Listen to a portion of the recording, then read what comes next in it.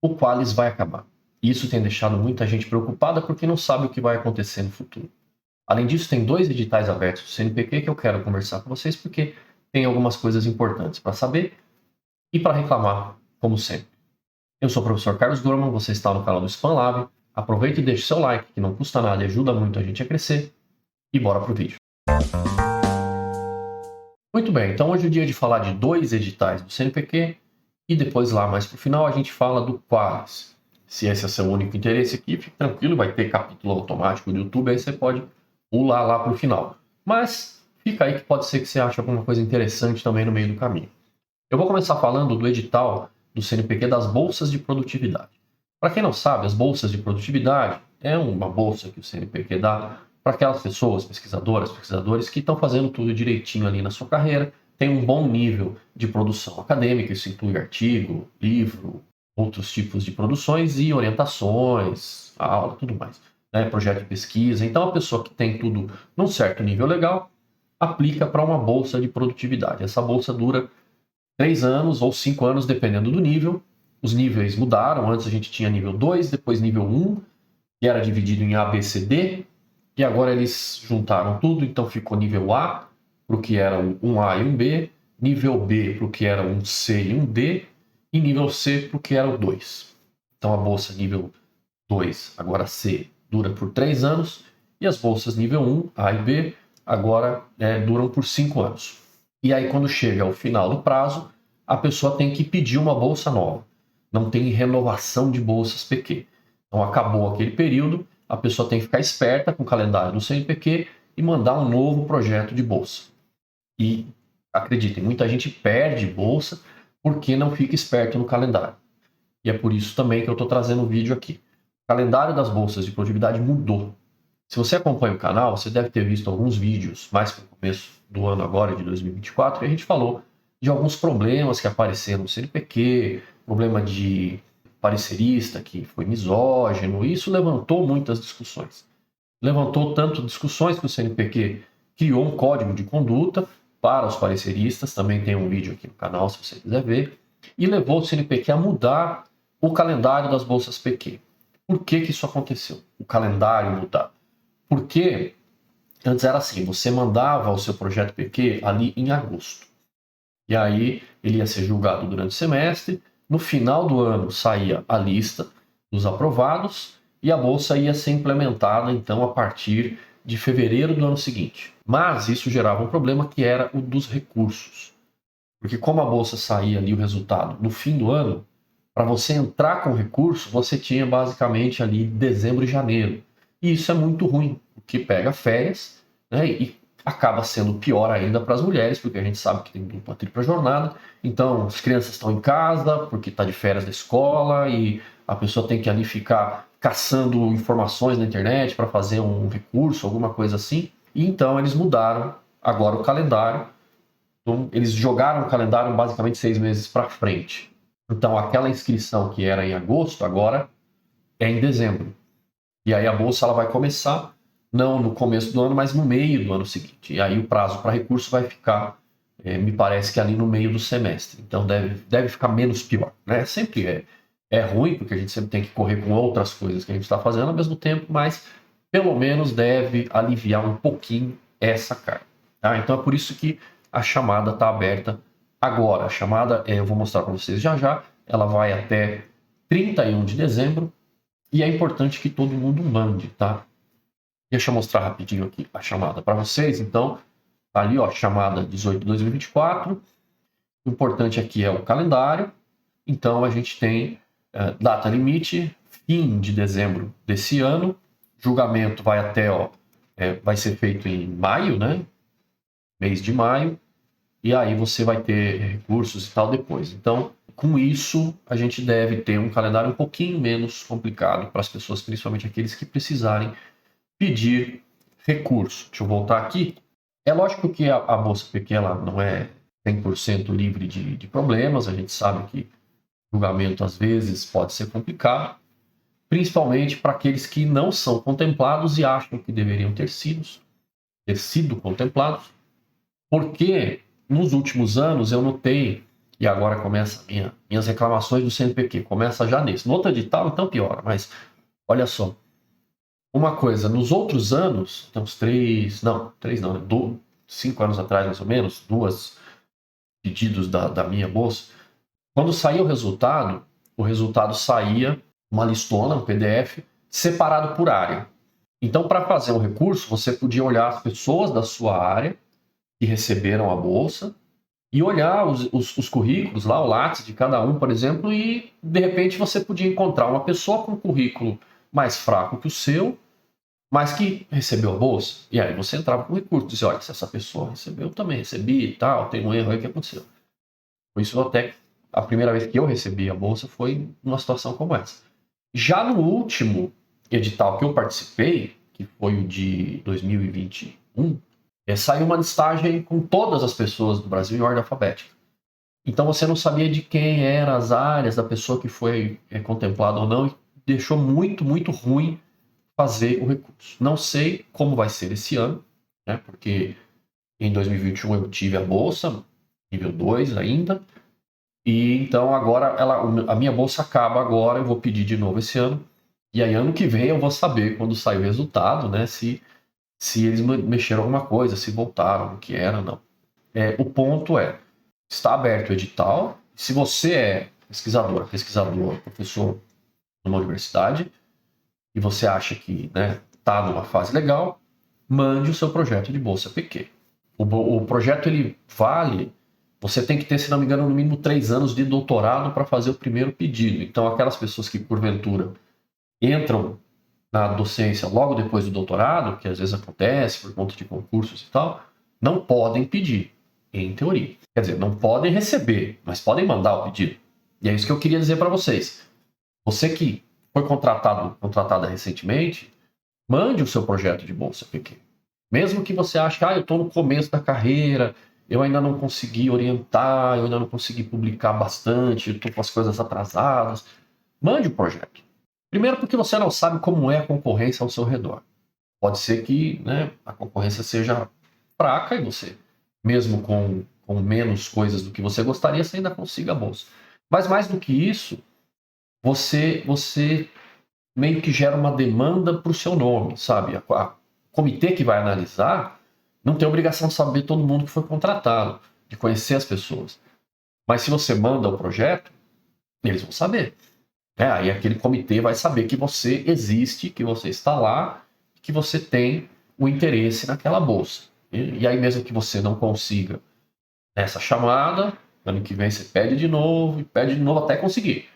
Não deixa assim, achar que você está acumulando muita coisa para daí sim pedir a bolsa. Eu acho que é mais interessante você ir pedindo sempre, porque uma hora você consegue, tá? Porque uma hora você vai chegar no nível que precisa e o comitê que está analisando ali já vai te conhecer, tá bom? Então esse era a minha sugestão e meu aviso para vocês sobre a Bolsa PQ. A Bolsa está aberta, prepare seu projeto.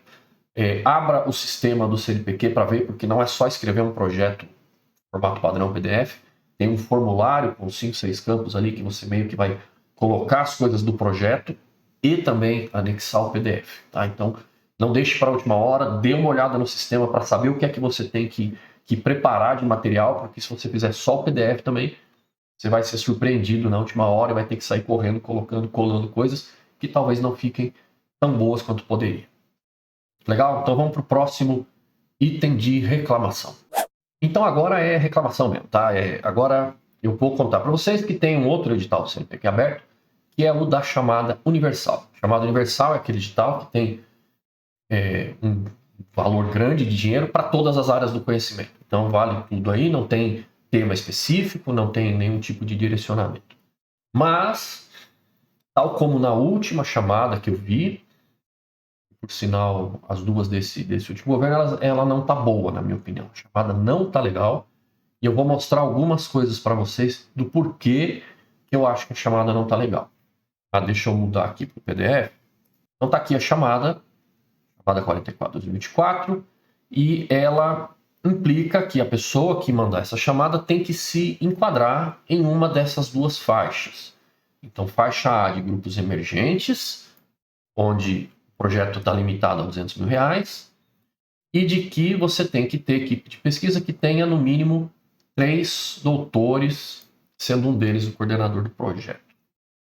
Depois, na faixa B de grupos consolidados, você tem que ter no mínimo 5 doutores na proposta, sendo que tem que ser de pelo menos 2 instituições nacionais distintas. Instituição, entenda a universidade, não é instituto. Tá? Então, você não vai você não vai pegar pessoas sei lá, da geografia e da geologia de institutos diferentes da mesma universidade, sabe? Você tem que pegar, sei lá, o cara da USP e da Unicamp, da Unesp e da Unicamp. Não é instituto, é instituição, tá? E aqui o limite é 300 mil. Ele está um pouquinho menos pior que o do ano passado. O do ano passado, se não me engano, colocava as instituições distintas já para a faixa menor, mas ele não é, nem de longe, na minha opinião, tão bom quanto antes. Deixa eu só mostrar um pouquinho aqui mais o PDF antes de voltar para outra tela. Então, datas, tá? Início da submissão das chamadas final de outubro, limite 10 de dezembro. Dependendo de como você fizer o teu projeto, você encaixa os dois numa mesma temática e prepara, né? Não tem que preparar 2 coisas distintas, você já prepara uma coisa mais similar, certo? E aí, deve ser julgado até o março do ano que vem, aí vai começar ali pelo fim do primeiro semestre, se tiver dinheiro e não tiver contingenciamento de verba. E deixa eu mostrar uma outra coisa aqui para vocês, que eu vou ter que procurar para achar, que é do que você pode usar, né, de dinheiro. Então, o recurso global do edital é R$450 milhões. Eu acho que já chegou a ser um pouquinho maior. Agora, o que a gente tem que ver aqui? Aqui, pessoal, voltei aqui porque eu tive que procurar o lugar. Então, aqui, ó, no item 5.5, são proibidas as despesas com aquisição de veículos automotores, tudo bem? Locação de despesas e despesas com combustíveis de qualquer natureza. E aqui é que está um dos problemas, tá? Então, agora sim eu vou voltar para outra tela. Então, estão apontados alguns dos problemas. Vamos conversar sobre eles. Primeira questão do combustível. Se você não pode pagar combustível, fica difícil fazer trabalho de campo. Tá? Tem lugares, se o lugar é mais próximo da sua sede, por exemplo, eu estou aqui em São Paulo. Então, se eu vou fazer um campo no interior de São Paulo, litoral, até ali, Paraná, tudo bem, né? Eu faço um campo que não é tão longo, consigo às vezes pegar o carro da universidade, mas eu tenho que pagar o combustível. E aqui o projeto está dizendo que não pode. Se é um campo mais distante, imagine que eu vou sair daqui de São Paulo e vou fazer algum tipo de pesquisa no norte ou no nordeste. Então, normalmente a gente vai de avião e tem que alugar um carro. E aí também não pode. E isso traz um problema porque inviabiliza, em essência, os projetos que sejam das áreas de ciências naturais, que precisam de trabalho de campo, geologia, biologia, geografia, geofísica, todo mundo precisa de carro para ir para o campo. E isso é um problema. Isso é um problema porque isso não foi avisado antes. O edital caiu na gente e esse negócio apareceu. Nos outros anos, tinha uma frase, né, que dizia que, ali no item 5.5, dizia que não podia fazer as mesmas coisas, mas tinha uma frase assim, ó, salvo se relacionadas diretamente com a execução do projeto de pesquisa e desde que devidamente justificadas no texto da proposta. Então, é aquela coisa, não pode, mas se você justificar direitinho, tudo bem. Então, né, com isso você elimina aquele pedido que meio que pede combustível, mas não precisa, sabe? Tem um monte de projeto que não precisa, né, de sair com o carro por aí, mas tem aqueles que precisam. Então aí você consegue fazer com que aqueles que realmente precisam de trabalho de campo consigam justificar. E também te impede de fazer um negócio super faturado ali, de, vou pedir 200 dias de campo. Não, você tem que justificar direitinho, tem que ser uma quantidade decente e tal. E aí, isso é um problema. Isso foi percebido, eu não tinha percebido, quando eu peguei o edital, eu bati o olho a primeira vez, mas 2 colegas nossos aqui do departamento, o professor Maurício e o professor George, perceberam, e o professor George França ali mandou um e-mail para o CNPq, falando, olha, gente, o que está acontecendo? Por favor, deem uma justificativa aqui, expliquem isso para nós. E o CNPq retornou dizendo, olha, a frase que veio é o seguinte, prezado professor Jorge, boa tarde. O gestor nos orientou que, no caso específico, esse tipo de despesa deve ser considerada uma contrapartida da instituição executora, não sendo financiada pela chamada. E aí tem outro problema, né? Porque, como eu disse para vocês, o edital caiu e ninguém avisou. Agora, alguém teve tempo de negociar a contrapartida com a instituição? Quantas instituições vão poder dar essa contrapartida de combustível?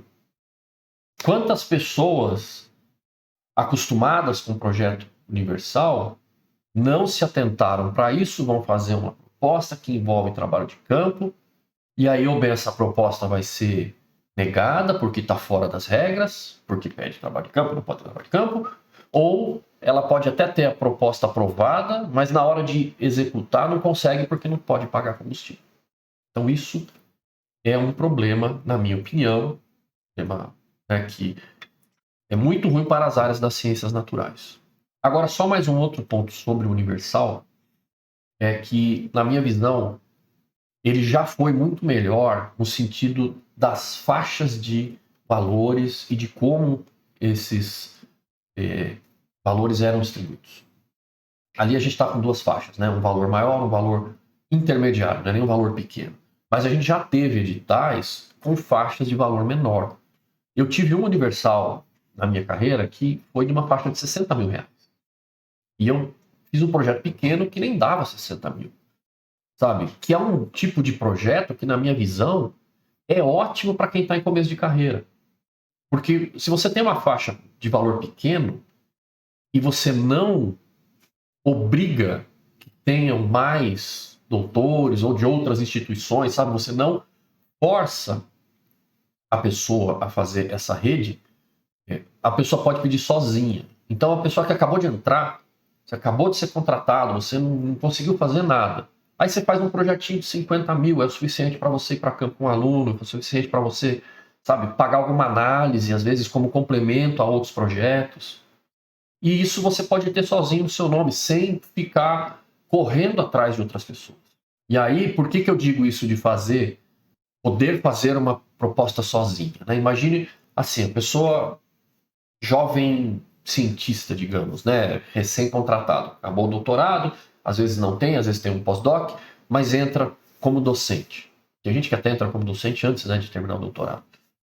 Não tem um projeto no seu nome. E aí você tem ainda o teu orientador, tua orientadora do doutorado, que é comum que as pessoas continuem trabalhando juntas por um tempo, né? É comum que no início da carreira você tenha projetos junto com quem te orientou, porque essa pessoa já tem uma carreira consolidada, tem projeto e vai te ajudar a você tomar pé das coisas até que você siga o teu caminho. Só que no edital desse ano e do ano passado também tem um item, vou dar um número para vocês, 3.2.3.1.1. Caso seja constatada a participação de membros ou do proponente em mais do que uma proposta, as referidas propostas serão desclassificadas. Então, se você participa de uma proposta, você não pode participar de outra.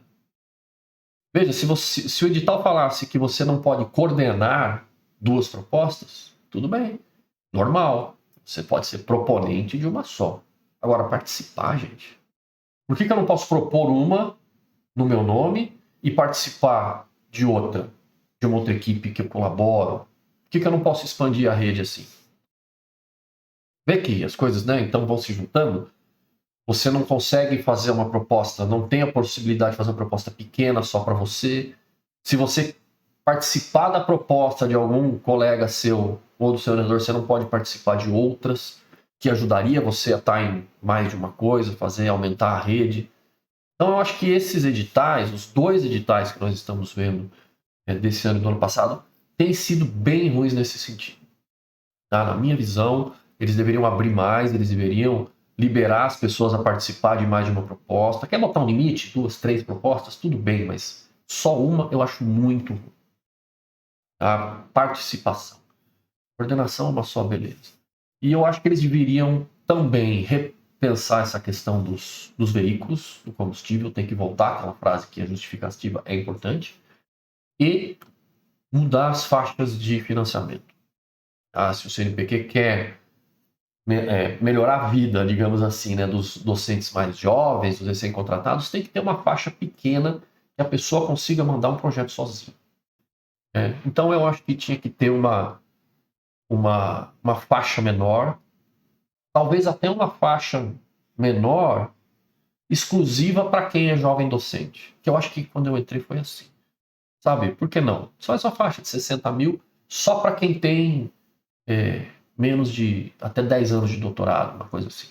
Sabe? Então, a pessoa que já está estabelecida não pode pedir naquela faixa pequena, tem que pedir numa faixa maior. Bom, reclamações, né? Eu acho que já é o segundo, terceiro vídeo que eu venho aqui só para reclamar. Então, daqui a pouco vocês acostumam.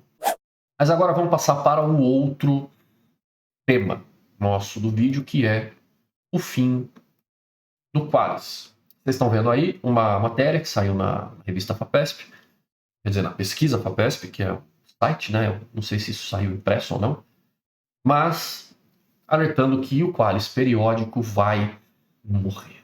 O Qualis vai acabar e será substituído por uma classificação que vai ter foco nos artigos. E aí eu vou deixar o link para vocês lerem, tá? Então aqui fala um pouco do Qualis e os tipos de indexadores, tipos de procedimentos que as pessoas, que as coordenações de área da CAPES vão levar em conta para fazer a avaliação, como cada área vai fazer a sua avaliação. Né? Talvez vocês saibam que ali na CAPES você divide por áreas, então geociências, engenharia, tal, né? Todas as divisões, e cada área definiu na última reunião desse tipo quais eram os indexadores, como as revistas seriam avaliadas. Isso gerou distorções no sistema, então a gente viu muito isso entre a geologia e a geografia, por exemplo, onde a geografia subiu o nível Qualis das revistas nacionais e a geologia manteve o que era antigamente numa coisa mais focada nos índices de impacto internacionais. E isso gera uma desproporção, porque de repente as revistas locais passam a ser revistas de alto nível, e aí você tem uma migração das publicações, as pessoas que submeteriam para uma revista talvez de mais alto nível, sei lá, um A2, alguma coisa assim, mas que tem um crivo mais forte, passam a submeter para uma revista da outra área, porque é parecido, porque o projeto meio que encaixa, e em teoria ela é mais fácil de publicar, e ela é talvez uma A1. Então você gera esses desbalanços aí. Eu já fiz vídeo aqui falando sobre o Qualis, eu já deixei claro a minha opinião de que eu acho que o Qualis tinha que acabar e já não é de hoje. E eu acho que é bom que a gente esteja vendo isso. Muita gente está se perguntando o porquê e como vai ser. O como vai ser, eu vou adiantar para vocês que ninguém tem certeza ainda. Pelo menos nenhum de nós, tá? Nós, réis mortais. O pessoal lá em cima da CAPES, das coordenações diárias, eles já vêm discutindo isso, claro, há um tempo, então eles sabem melhor do que a gente como essas coisas vão ser implementadas, como que vão ser as ideias, as propostas, mas ainda não tem nenhuma divulgação disso e é de propósito. É de propósito por quê? Porque nós estamos fechando um ciclo de avaliação dos programas de pós-graduação.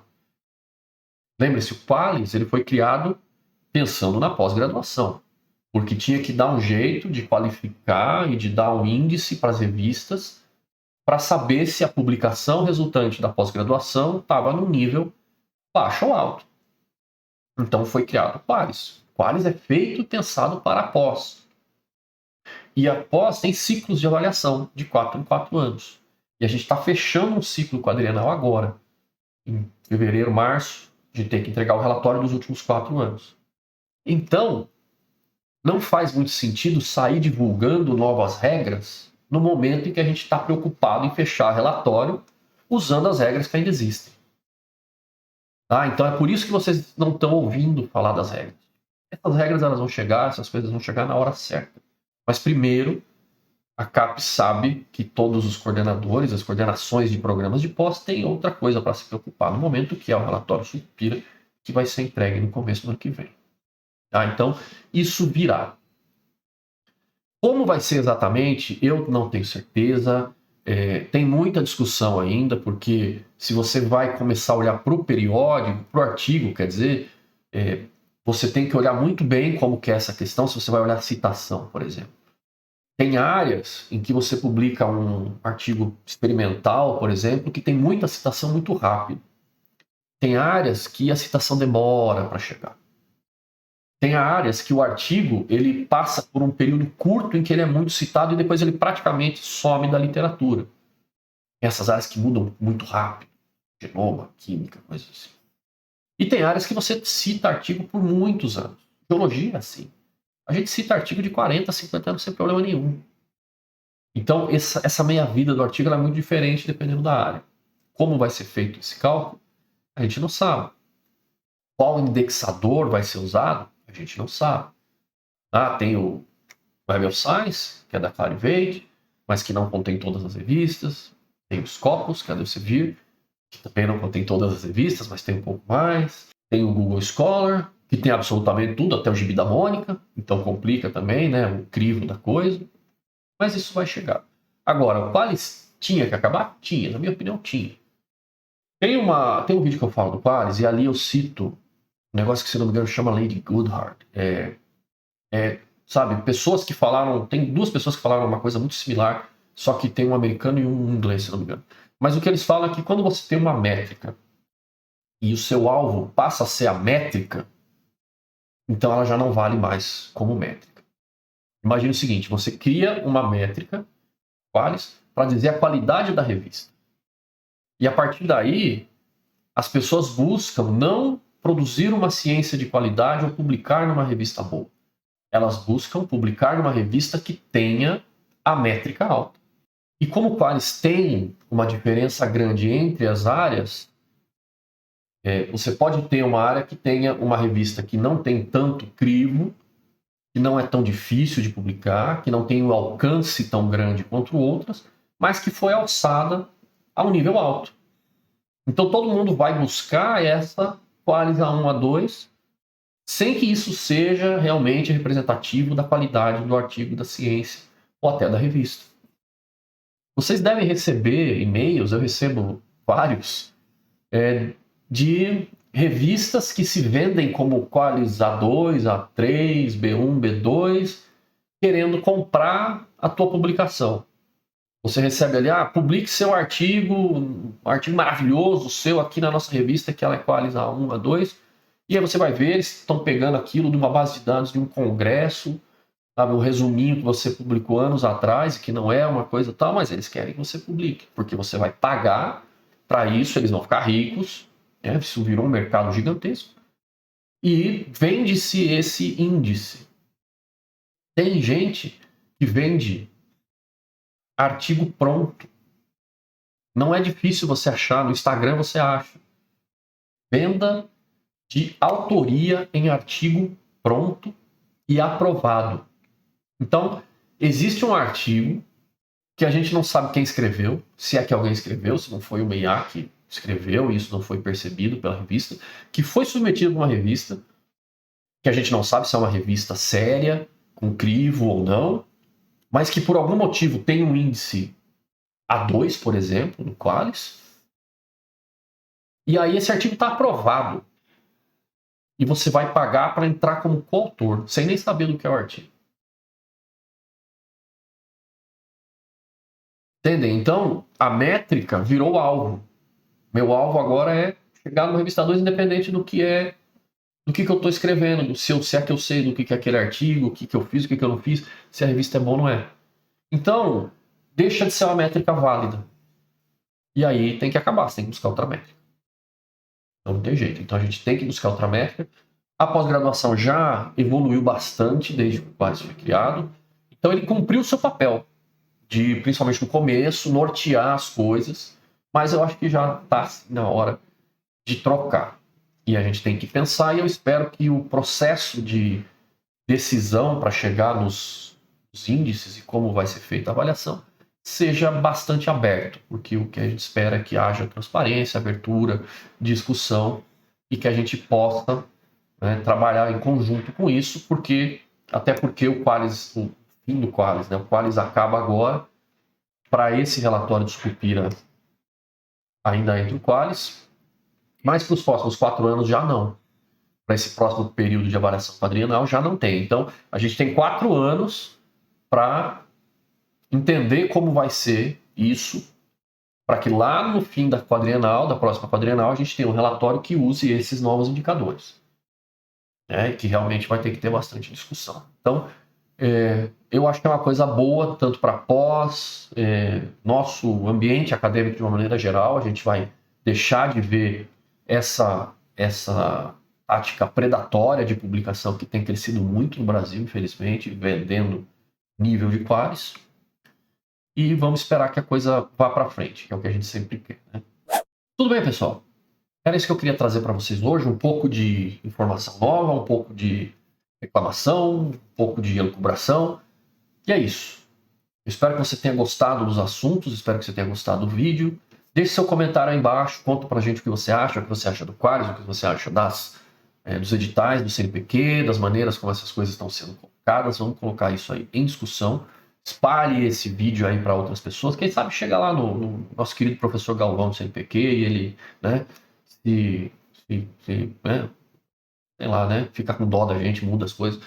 Não que seja assim que funcione, né? Mas quem sabe chega lá e a gente consegue aumentar essa discussão. Certo? Então, lembre-se aí, antes de acabar o vídeo, lembre-se de olhar embaixo se você continua inscrito no canal para receber as notificações, para saber quando sai um vídeo, para ajudar o canal a crescer e chegar em outras pessoas. Se você não tiver inscrito, aperta o botão aí, se inscreve que é rapidão, de graça, não paga nada, ajuda a divulgar o nosso trabalho. Joia? É isso. Eu vou ficando por aqui. Todos vocês um grande abraço e até o próximo vídeo.